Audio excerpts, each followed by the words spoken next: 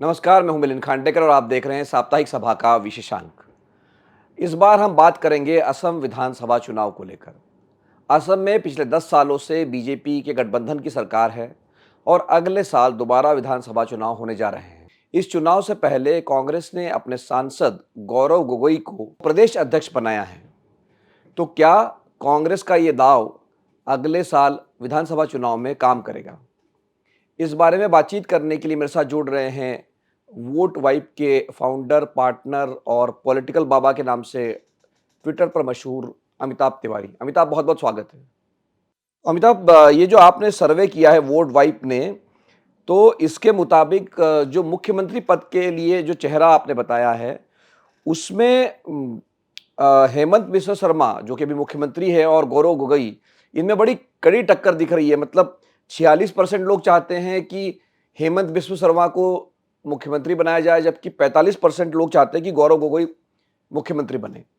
तो क्या इसको, इस आंकड़े को कैसे देखें? क्या कांग्रेस इस चुनाव में गेम में आ गई है, ऐसा देख सकते हैं? देखिए, अगर आसाम की बात करें तो आसाम का कोई भी नंबर या सर्वे वहां के डेमोग्राफिक रिप्रेजेंटेशन के कॉन्टेक्स्ट में देखना चाहिए। तो वहां पर मुस्लिम आबादी 2011 के सेंसस के हिसाब से लगभग 34%। तो 2021 का में सेंसस हुआ नहीं है, बट कुछ आंकड़े जो हैं या एस्टिमेट्स हैं वो लगभग 40% भी आबादी मुस्लिम समाज की बताते हैं। अगर आप दोनों चुनाव देखें, 2021 का विधानसभा चुनाव या 2024 का लोकसभा चुनाव। अब 2021 का विधानसभा चुनाव देखेंगे तो महाजोत यानी जो कांग्रेस लीड कर रही थी अलायंस और एनडीए में सिर्फ 1.5% वोट का फर्क था। 1.6%, 45% एनडीए और 43.4% महाजोत। वहीं अगर आप लोकसभा का चुनाव देखेंगे तो वहां पर भी एनडीए 40.4 और इंडिया ब्लॉक, और उसमें उस वक्त एआईयूडीएफ नहीं था, 38.6, और एआईयूडीएफ को अलग से 3.2% मिला था। तो यहां पे वोट शेयर के टर्म्स में, क्योंकि दोनों ही पार्टीज के एक सपोर्ट ब्लॉक है, उसकी वजह से कांटे की टक्कर हमको ये सीएम रेस में देखने को मिल रही है, जहां पे डिफरेंस जो है वो लगभग सिर्फ 1% का ही है। कहीं ना कहीं इसमें यह भी है कि जैसे हिमंत बिश्वा शर्मा ने अटैक किया है गौरव गोगोई के ऊपर, पर्सनल अटैक्स भी किए हैं, हो सकता है इसका उन्हें सिंपैथी फैक्टर भी मिल रहा हो, खासकर कांग्रेस के जो सपोर्ट ब्लॉक्स हैं। इसलिए हमें यह नंबर जो है वो कांटे की टक्कर यहाँ पे देखने को मिल रहा है सीएम रेस के सवाल पर। नहीं तो अमिताभ, इसको क्या समझा जाए? क्योंकि जब आपने लोगों से ये पूछा एंटी इनकम्बेंसी के बारे में, मतलब कि लोग सरकार के काम से खुश है, नाराज है, तो 36% लोग तो बहुत ज़्यादा नाराज है, 14% थोड़े नाराज है। तो जो एंटी इनकम्बेंसी आपने निकाला है कि हर दूसरा आदमी, मतलब 100 में से 50% लोग जो कह रहे हैं वो सरकार से बहुत नाराज है। लेकिन इसके विरोध में एक और आंकड़ा आप ही के सर्वे से निकल के आता है कि उन 50% लोगों को लगता है कि नहीं, बीजेपी ही ठीक पार्टी है जो अच्छा शासन कर सकती है, पॉलिसी लगा सकती है। तो इसको कैसे समझा जाए? चुनाव अभी बहुत दूर है, चुनाव अगले साल होने वाला है, लेकिन ये जो एंटी इनकम्बेंसी है ये ज्यादा है आपके हिसाब से या ये नॉर्मल है? देखिए, एंटी इनकम्बेंसी थोड़ा ज्यादा आया है अगर आप दूसरे स्टेट से कंपेयर करेंगे। हालांकि बंगाल का हमने एक सर्वे किया था, वहां पर भी लगभग इतना ही number anti incumbency against the government आ रहा है। इसका कारण ये भी है कि अब एक 10 साल की सरकार है भाजपा की यहाँ पर, और एक नेचुरल डिस्कंटेंट फटीग सेट इन होता है। हमने देखा है 10-15 साल की सरकारों के खिलाफ एक एक नेचुरल डिस्कंटेंट शुरू हो जाता है। बट इसका मतलब ये नहीं है कि ये सारे लोग जो डिससेटिस्फाइड हैं या डिसकंटेंटेड हैं या जिनको लगता है कि एंटी इनकम्बेंसी ज्यादा है, वो जाकर के विपक्ष को वोट कर दें। क्योंकि जैसा आप कह रहे हैं, हम जब ये सवाल पूछ रहे हैं कि लोग किस पार्टी को ट्रस्ट करते हैं डेवलपमेंट ऑफ आसाम के लिए, तो वहां पर बीजेपी लगभग 50% सपोर्ट उसको मिलता हुआ दिख रहा है और कांग्रेस को लगभग 40%। ये दोनों ब्लॉक्स के जो कोर वोटिंग सेगमेंट्स हैं उसको भी कहीं ना कहीं दर्शाता है, और ये भी दर्शाता है कि पिछले 10 साल में बीजेपी ने वहां पर अपना एक बड़ा संगठन भी खड़ा कर दिया है। तो मैं कहूँगा ये कॉन्ट्राडिक्टरी नहीं है ये दोनों सवाल, क्योंकि हो सकता है कि आप नाराज हो सरकार से, बट इसका मतलब ये ज़रूरी नहीं है कि आप चाह रहे हो कि सरकार जो है आप उसको उखाड़ करके फेंक दें। क्योंकि एक जो बीच का सवाल है, जब हम और ये एक बड़ा इंटरेस्टिंग सवाल है, ये सवाल आपको जनरली मिलेगा नहीं, और हम लोग जब डिज़ाइन कर रहे थे सर्वे तो हमने सोचा कि ये सवाल भी पूछा जाए एंटी इनकम्बेंसी को गॉज करने के लिए, कि क्या आप अपने एमएलए को रिप्लेस करना चाहते हैं? अगर आप वो सवाल देखेंगे, तो उसमें तो 75% लोग कह रहे हैं कि हाँ, हम अपने एमएलए को रिप्लेस करना चाह रहे हैं। लेकिन 40% लोग एमएलए से नाराज हैं, पार्टी से नहीं। तो वो 40% तो ये कह रहे हैं कि अगर पार्टी एमएलए कैंडिडेट यहाँ पे चेंज कर देती है, तो हम उसी पार्टी को वोट करेंगे। जबकि 35% लोग कह रहे हैं कि हम एमएलए से तो नाराज हैं ही, और इस पार्टी को भी शायद हम आगे जाकर के वोट न करें। हम यहाँ पे एमएलए और पार्टी दोनों को ही स्विच करना चाह रहे हैं, चेंज करना चाह रहे हैं, है ना? तो ये भी एक एंटी इनकम्बेंसी का एलिमेंट है। हमने देखा है कि भाजपा ने मोदी और अमित शाह के अंडर में आप देखेंगे लोकसभा चुनावों में, विधानसभा चुनावों में 30, 35, 40, 45% तक टिकट जो है वो एमपीज और एमएलएस के उन्होंने काटे हैं, और वो सक्सेसफुल रहा है फॉर्मूला। तो एक नाराजगी है सरकार के खिलाफ, लेकिन वो नेचुरल भी है। एमएलए के खिलाफ नाराजगी है, लेकिन अभी भी ज्यादा लोग पार्टी से नाराज नहीं है जिसका वो एमएलए है, बल्कि उस एमएलए से नाराज है। तो अगर एमएलए चेंज हो जाए तो शायद वही पार्टी वहां पे जीत जाए। और क्योंकि दोनों के ही वोट ब्लॉक्स बहुत पोलराइज्ड हैं, 40-40, 45-45% लगभग दोनों पार्टीज का सपोर्ट है, जो वोट शेयर में भी हमको देखने को मिलता आया है। सीएम रेस में दोनों ही, हेमंत बिश्व शर्मा और गौरव गोगोई जो है वो दोनों को लगभग बराबर, मतलब मार्जिनली हेमंत बिश्व शर्मा इसमें अहेड है।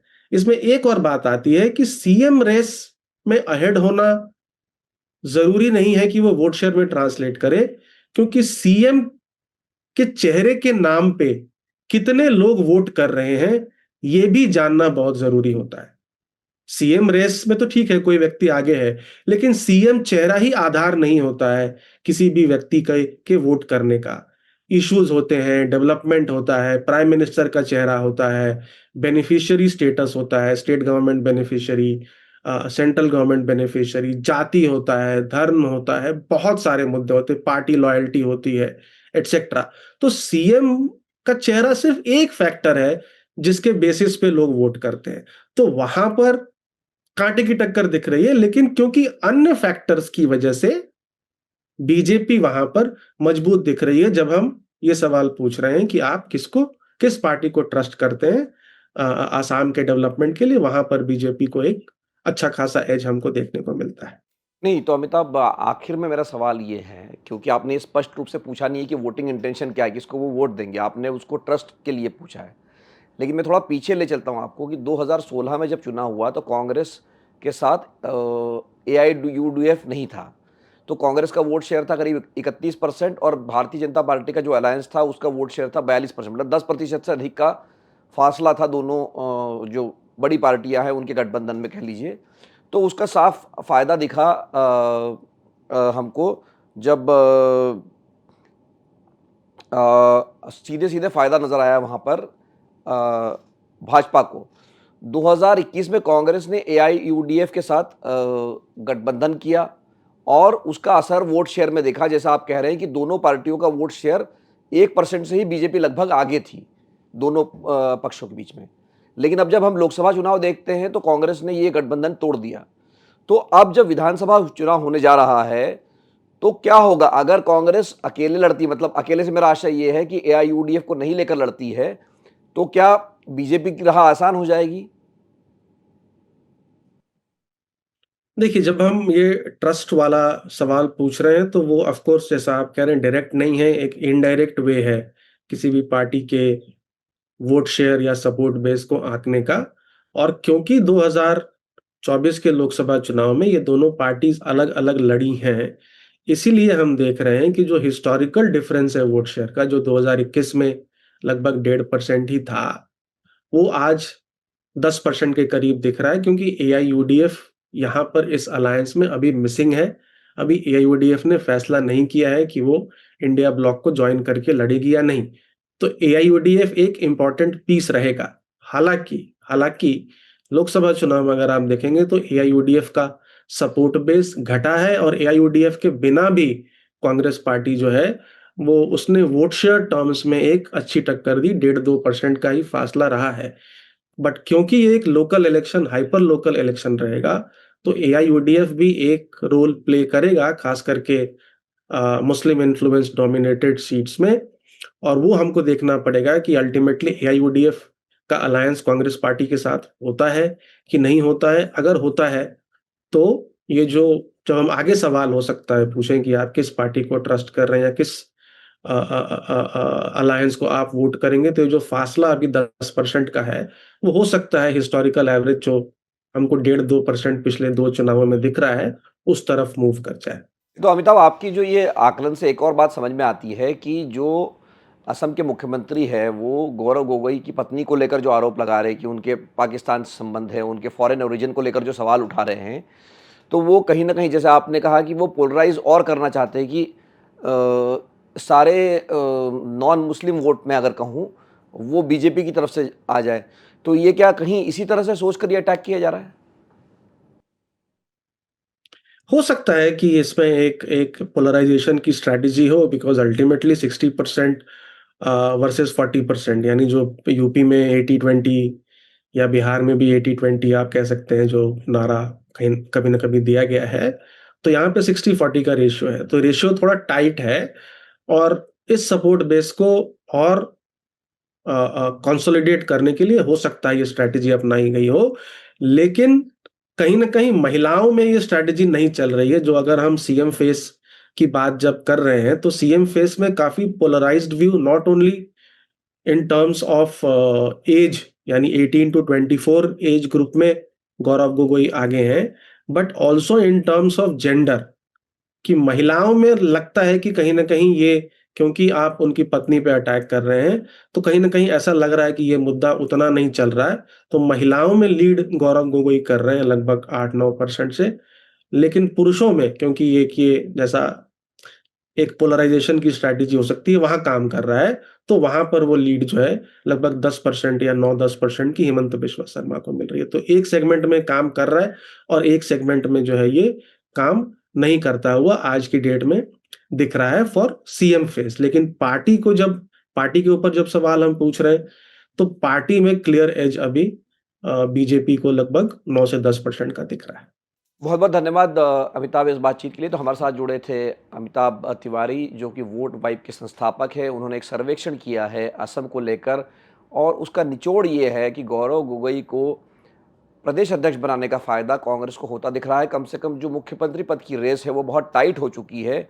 गौरव गोगोई महिलाओं में और युवाओं में तो बहुत आगे हैं, पुरुषों में पीछे है। इस वजह से जो रेस है वो लगभग बराबरी पर आकर खड़ी हो गई है। लेकिन अभी भी जब लोगों के भरोसे की बात आती है पार्टी को लेकर, तो बीजेपी आगे है। लेकिन हो सकता है कि आने वाले समय में ये जो फासला है वो भी कम हो जाए। जैसा कि हमने देखा कि जब महाजोट बना था 2021 में, तब भी फासला 1% रह गया था। और लोकसभा चुनाव में भी कांग्रेस ने जब एआईयूडीएफ से समझौता नहीं किया था, तब भी वो वोट शेयर का अंतर पाटने में काफ़ी हद तक सफल रही थी। असम में चुनाव अभी दूर है, लेकिन उसको लेकर हमारी नज़र लगातार बनी रहेगी। एक बार फिर से साप्ताहिक सभा में जुड़ने के लिए अमिताभ, आपका बहुत बहुत धन्यवाद। नमस्कार।